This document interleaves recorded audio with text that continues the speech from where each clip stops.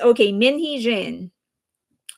So something new happened, and basically, it is the chairman of Dabolink that actually spoke up. And if you would remember, the last time Dispatch released some photos proving that Min Hee-jin was actually talking to the chairman of the founder or chairman of Dabolink in order to get funding and have Dabolink. Initially, what they were saying is that they're trying, she's trying to get funding or investments in order to get Nugents out of Adore. She denied it completely. She said that no, I've never met with them. I've never met with any. I'm going to sue everybody who says that, who says otherwise. Now the chairman of Dabolink said that she lied blatantly. We didn't just talk about funding, we actually discussed ways to get rid of Nugents, meaning get Nugents out of Adore and into Dabolink where she can manage them perfectly. So this is the chairman of Dabolink. His name is Park Jong-gyu. That's his name.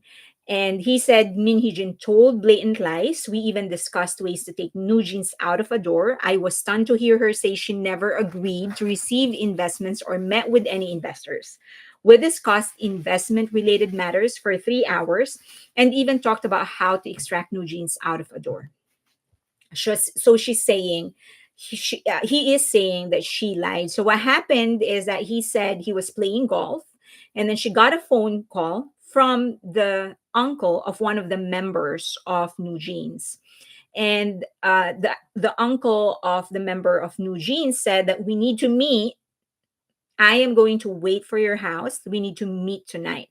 And so he wrapped up his golf game, went home, and met with the uncle of the New Jeans member.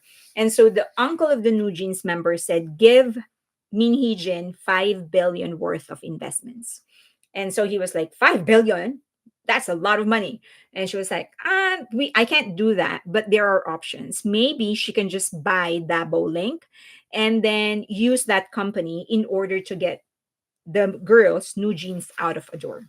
I am going to guide her. That's what she said. Now, at this point, I was like, oh, that's still deniability.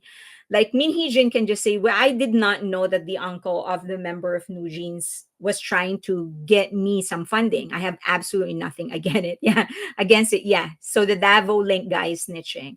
So it's still deniability until the chairman of Dabolink said that right there and then, um, the uncle of the member of New Jeans actually got a phone call, and it was Min Hee Jin. And as soon as he answered the phone call, Min Hee Jin said, "Father, did the discussion go well?" So she absolutely knew what we were talking about. She absolutely knew about the 5 billion investment proposal, he said. So after that, so she said, and he said, no, I can't give you 5 billion, but I can guide you on how to take over Dabolink. Remember, at this stage, she actually owns Dabolink. And he said that he wanted to guide her on how to do it because he's going to gain if she takes over Dabolink anyway. So this is the picture. So he said September 30, he actually met with Min Hee Jin, and this is the picture. Okay. Now, the plan that they came up with is that the uncle of New Jeans member is going to lead the acquisition of Dabolink. So it's actually the uncle that will buy Dabolink and then hand over the actual management to Min Hee Jin. Okay. So Min Hee Jin allegedly even asked, am I going to be able to bring New Jeans with me if I do this with Dabolink? And he said, well, you need to give up something. Do you know of any company that will hand you everything that you want without anything in return? That doesn't happen in business. You want to get something, you're going to have to give up something. Okay. So what the question now is, when did the betrayal happen? While they were talking business, and it seems that he was on board to actually sell the company to the uncle of Nugent's member. How what made it sour? What made the relationship sour? So according to the chairman of Dabolink, he said that during the 3 hour conversation with Min Hee-jin actually spent 70% of the time talking about herself. She was like, she's so full of herself. And then a lot of the things that she was talking about was just complaints about the Hive chairman, Bang Shiyok. And she would use vulgar language to insult Chairman Bang in front of someone she just met. That's him.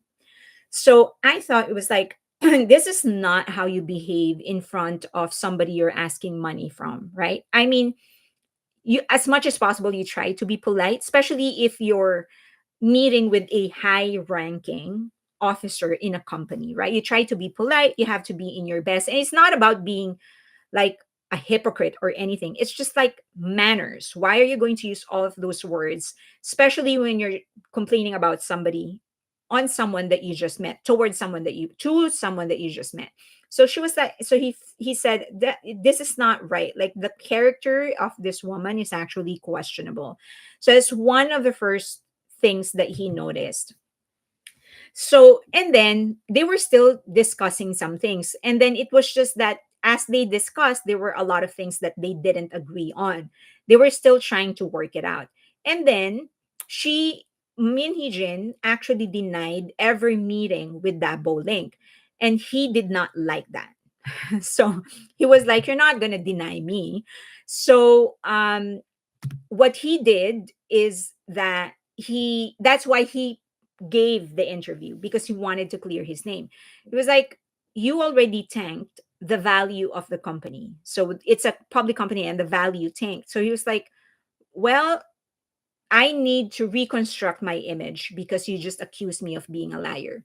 So now, what now? With the interview that he just provided and claiming that he has actually pieces of evidence that he can provide to prove that they had a conversation. Now, Adore already has grounds for breach to terminate her contract, her shareholders agreement. So her emailing a copy of the agreement to different people, that is the grounds that Adore used to terminate the shareholders agreement. Okay, now we know that. Later on, earlier we didn't. They just said that we terminated the contract. We didn't know what it was for. Now we know that it was because she emailed the agreement to several people, which is a breach. Now, this could prove, if this is true, if they're able to prove this to be true, this will prove that her efforts to take over Adore isn't just a plan. If you would remember, the judge in the injunction case, the very first injunction case that she filed, stated that she may have planned to take over Adore, but she didn't take any action. If they are able to prove this to be true, then they can go back to the court and say, well, she actually did something about it. It wasn't just a plan, but there were actually some actions taken to do it. This could also implicate one of the family members of New Jeans. So some people are saying it's probably either Yerin or Yain, one of the two. But this could implicate them. So this could be like they're trying to disturb the business or trying to something, but they could be implicated. um the other thing is that it made me wonder, how could she ever deny meeting them? I mean, I understand denying meeting him to talk about investments, right? I could say like, yeah, we met, but it was just about like friendly talk, we didn't talk about investments. Like, is it wrong for me to meet with people and have drinks? It's just like to build a relationship. I understand if she would say, I met with them, but we didn't talk about investment. But she is just downright denying ever meeting him when there are pictures. Like, what was going on in her mind? Why will you deny that? It's just, I think she's just really not living in this dimension. Now, this guy, the owner of Dabolink, the chairman of Dabolink, is most likely trying to protect his reputation. So he wants to make it appear as if this is nothing but a business deal for him. Someone approached him for money. He's guiding them on how to actually do it in the same way, in the same breath, also trying to earn some money for himself, which is not a bad thing. So he's reconstructing his reputation. He also highlighted his attempt to minimize the risk. Again, going back to the this is just business, he wanted to emphasize that all I wanted was to make money out of this deal. It wasn't about taking over somebody's company, stealing somebody else's talent or idols. I just want to make money. And so I was going to use her to be able to serve my own end. So it's just a sheer business move. That's the only, unless he has like a personal bone to pick against Min Hee Jin, then these are the only reasons I find that for him to actually give this interview, even though he didn't have to. Um, Teen Army said Min Hee Jin is a compulsive liar. Could be a compulsive liar. It's just that it's amazing that he's not thinking about the implications of what he's saying or doing. She is saying or doing.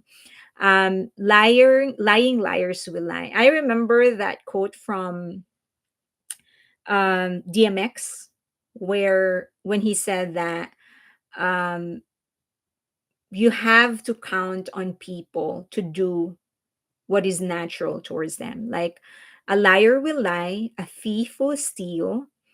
Um, trust people to show you who they are, but trust yourself to know when you see them. So, meaning, if you know that this person is a liar, then you know that he will lie or she will lie.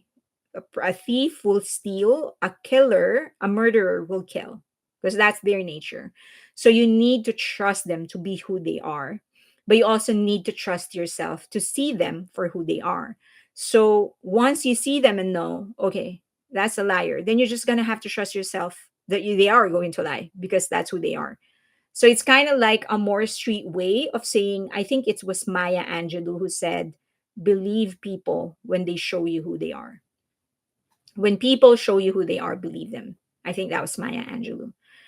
So a snake moves like a snake. How is so many people still believe her? Because there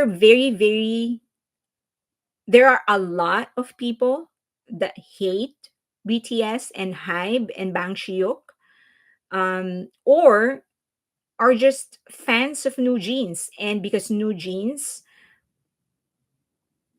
members are behind her, then they are behind her. So why Bang PD not making pay back the money?